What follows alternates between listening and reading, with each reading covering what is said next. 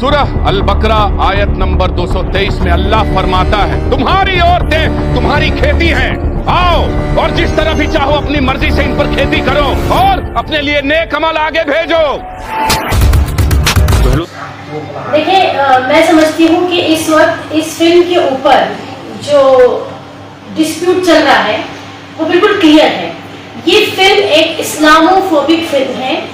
इसे as a propagation फैलाया गया है या बनाया गया है, तो ये मुसलमानों के खिलाफ एक नया फिर से एक एजेंडा है जिसे यूज किया जाए ताकि मुसलमानों के लिए जो हेट है और मुसलमानों को लेकर और हमारे जो रिलीजन इस्लाम को लेकर जो एक प्रोपोगेशन है वो और ज्यादा जो है गहरा जाए या डीप हो जाए।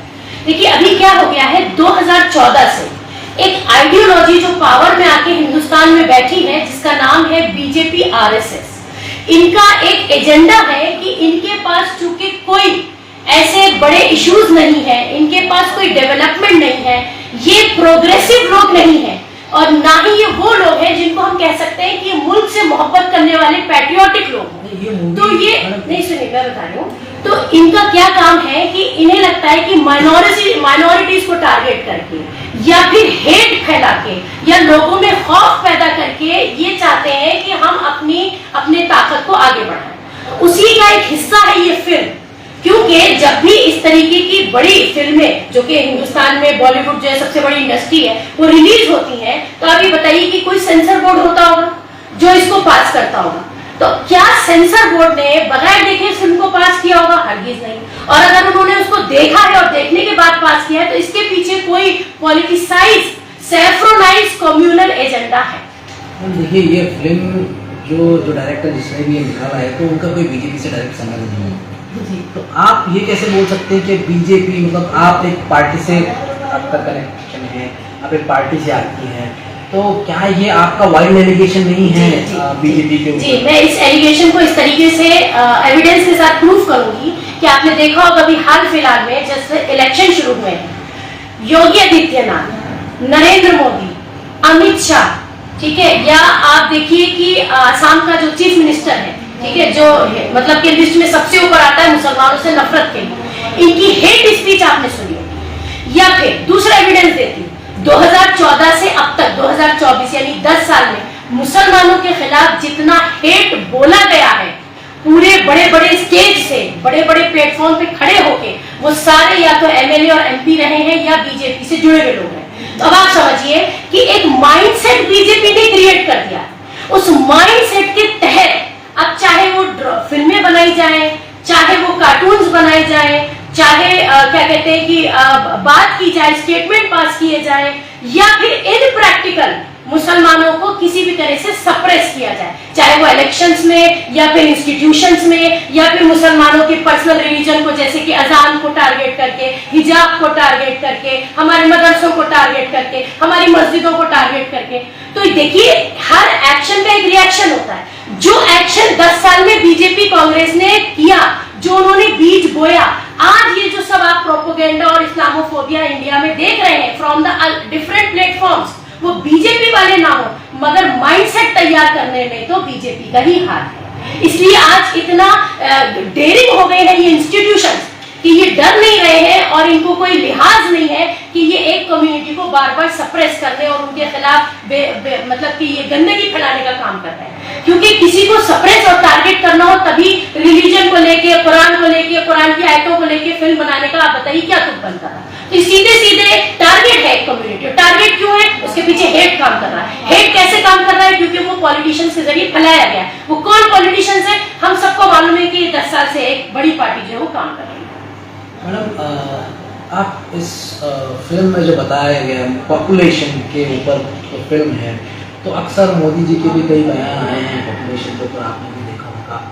और क्या ये फिल्म, क्योंकि ये फिल्म 1 साल 1.5 2 साल से मैं समझता हूँ ये फिल्म आने वाली थी, विवादों में है, तो अभी मैं जब अनु कपूर का एक इंटरव्यू मैंने देखा, तो ये जो अभी यहाँ पे जो एक्टर हैं अनु कपूर, तो उनका मैंने इंटरव्यू देखा, तो ये बताना ये चाह रहे हैं कि भाई मॉडर्नाइजेशन। तो आप इस पर आप क्या कहेंगे? देखिए, दुनिया में इस वक्त 7 बिलियन पॉपुलेशन है, ठीक है, उसकी सबसे बड़ी पॉपुलेशन, बिगेस्ट पॉपुलेशन दुनिया की मुस्लिम्स है। और सुनिए, न्यूक्लियर बनाने से लेकर मछली पकड़ने तक का काम, ठीक है, बड़े बड़े हॉस्पिटल बनाने से लेकर बड़े बड़े मॉल बनाने का काम, आप आज गल्फ कंट्रीज चले जाइए, वहां से ज्यादा मॉडर्न और एडवांस सिटीज आपको कहीं नहीं मिलेंगी। उन्होंने जो है दुबई जैसी कंट्रीज और अबू धाबी जैसी कंट्रीज और जद्दा में ऐसी कंट्रीज है, ऐसे शहर हैं जिन्होंने मात दे दिया है टेक्नोलॉजी में आपकी अमेरिका और यूरोप को, ठीक है। और सुनिए आप मेरी बात, कि सबसे बड़ा ह्यूमन रिसोर्स इस वक्त दुनिया में वही लोग हैं जो सबसे बड़ी पॉपुलेशन है, ठीक है। आपको हर सेक्टर में, हर फील्ड में, डेवलपमेंट के हर शोबे में या प्रोग्रेसिव जिसे कहेंगे काम करने में आपको मुसलमान हर जगह नजर आ जाएगा। वो एक मिनिस्टर भी हो सकता है, वो प्रेसिडेंट भी हो सकता है, यहाँ तक के न्यूक्लियर मैन भी हो सकता है, और वो एक लेबर भी हो सकता है ऑटो चलाने वाला। तो हम दुनिया की सिर्फ बड़ी पॉपुलेशन है, इसमें हमको फख्र है, और हम दुनिया के सबसे बड़े ह्यूमन रिसोर्स है, हमें इस पे भी फख्र है। तीसरी सबसे बड़ी बात, इंडिया में जो इस्लामोफोबिया है वो एक्चुअली वर्सेस है। एक मिथ ये फैला दी गई है कि कुरान औरतों को दबाने की कोशिश करता है, जबकि आप देखें कि मुसलमान घरों में औरतें जो है वो सबसे ज्यादा हुकूक पाती है। प्रॉपर्टी में औरतों को हुकूक है, ठीक है। औरतों को डॉरी के नाम पे जलाया नहीं जाता है, ठीक है। औरतों को लिव इन रिलेशनशिप के नाम पे काटा नहीं जाता है, ठीक है। तो होता क्या है कि जब हमारे पास औरतें हिजाब लगाती है, क्योंकि हमारे पास औरत डिग्निफाइड इंसान, क्रिएचर समझी जाती है, मार्केट कमोडिटी नहीं समझी जाती है। तो अब दूसरी आइडियोलॉजी जो है वो इससे कंपैरिजन में आ गई। उनके पास है मनुस्मृति, जिसमें वो कहते हैं औरत तो सेकंड ग्रेड क्रिएचर है, सिटीजन है, ठीक है। वो औरत को हुकूक ही नहीं मानते, वो तो कहते हैं औरत अगर 4 बर्तन न लाए तो उसे जला के मार दो। सही कह रही हूँ कि नहीं? तो अभी ये बताइए कि ऐसे में इस्लामोफोबिया होना लाजमी है, वाजिब है। इस्लाम के पीसफुल होने से, और मुसलमान जो इतना पीसफुल रहता है पूरी दुनिया में, उसके पीसफुल होने से ही तो सारा खतरा है। इनको लगता है कि जितने पीसफुल है, जब ये एक्शन का रिएक्शन देते हैं तो ये हमारे लिए बहुत बड़ा जवाब बन जाते हैं। उसी जवाब के चलते ये प्रोपोगेशन है कि फिल्में बनाओ, क्योंकि this is the best medium to propogate any type of ideology. Do you think that what your party has done right now? देखिए, हम हर चीज को पहले तो कंडम करते हैं। बात सिर्फ इस्लामोफोबिया की नहीं है। अगर ये किसी दलित सेक्शन के साथ हो रहा होता, अगर ये प्रोपोगेशन क्रिश्चियनिटी के अगेंस्ट हो रहा होता, हम आवाज उठाते हैं। आप उठा के हमारे बैकग्राउंड के प्रोटेस्ट देख लीजिए, प्रीवियस प्रोटेस्ट देख लीजिए, हम इनके हक में भी बोले हैं। जहां पर भी बात कम्युनिटी की आइडेंटिटी की अटैक की होगी, चाहे वो सिखों की हो, चाहे क्रिश्चियंस की हो, चाहे दलित की हो, हम वहां पर आवाज उठाते हैं। आज भी महाराष्ट्र में सबसे पहले हमारी पार्टी एसडीपीआई ने इनिशिएट किया। हम पुलिस थाने पहुंचे, हमने सड़कों पे शोर मचाया कि सेंसर बोर्ड ने इस फिल्म को पास कैसे किया, और हमने ये ऑब्जेक्शन उठाया कि इस तरह की बेहुदा फिल्मों को फौरन रिलीज होने से बंद करना चाहिए।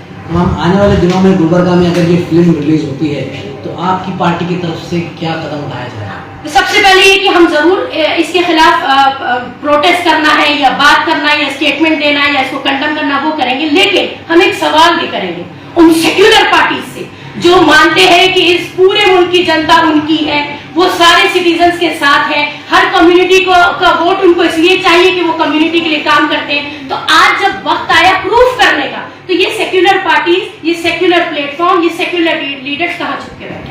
सेक्युलर पार्टी का मतलब कौन सी पार्टी है? सबसे बड़ी तो सेक्युलर कांग्रेस ही है। और मैं समझती हूँ कर्नाटका में, तो आपने गुलबर्गा की बात की, मैं समझती हूँ अगर कांग्रेस सेक्युलर है, मैं चैलेंज दे रही हूँ, तो फिर कर्नाटका में ये फिल्म रिलीज नहीं होनी चाहिए। मैडम, ये तो बात हो गई। अभी गुलबर्गा से क्या आपकी पार्टी इस फिल्म के ऊपर एफआईआर दाखिल कराने जाने वाली है? जी हाँ, हम लोग पूरी कोशिश ये कर रहे हैं कि हम क्या ऐसा कदम उठाएं जो ठोस हो, स्ट्रॉन्ग हो, क्योंकि हम लोग हवा में बात नहीं करते। तो हम अभी इस फिल्म का जायजा ले रहे हैं, और लेने के बाद हमें इसमें जो कमियां नजर आती है, हम फैक्ट और फिगर्स पे बात करेंगे, ठीक है। हम ऐसी क्या कहते हैं कि कोई ऐसा पॉइंट नहीं उठाना चाहेंगे जो किसी को टारगेट करता हो, बल्कि हम बात करेंगे कि जो इशू है वो अपने आप में कितना गलत है। इसमें कुरान की आयतों को भी कोट किया गया है, उसको तोड़ मरोड़ के पेश किया गया, उसका जो बहुत अच्छा माने निकलता था उसको बहुत खराब निकाला गया। देखिए, एक बात सुनिए, हमारे पास हर हाल में औरत को एक इज्जतदार क्रिएचर समझा जा रहा है। I am repeating my statement, हमारे पास औरत कोई मार्केट कमोडिटी नहीं है। उसका सबसे बड़ा बड़ा प्रूफ ही यही है कि हमारे घरों में हम बाहर जाएं या किसी के सामने जाएं, हमारे पास ना महरम और महरम तक का इतना ख्याल रखा जाता है कि कौन से रिलेशन हमारे लिए परमिसेबल है और कौन से फॉरबिडन है। हम दूसरी कम्युनिटीज के साथ फ्री मिक्सिंग नहीं करते क्योंकि औरत को इज्जत दी जाती है। तो जब बात इज्जत की आ जाए और फिर बात उस आइडियोलॉजी की आ जाए जहाँ इज्जत नहीं दी जाती, तो वहाँ इसी तरीके के मीडियम से, बॉलीवुड मीडियम से जो है प्रोपोगेशन स्टार्ट हो जाता है। थैंक यू वेरी मच हमारे चैनल से बात करने के लिए। आप देख रहे थे मैं Imran Khan journalist, camera man Akram Khan.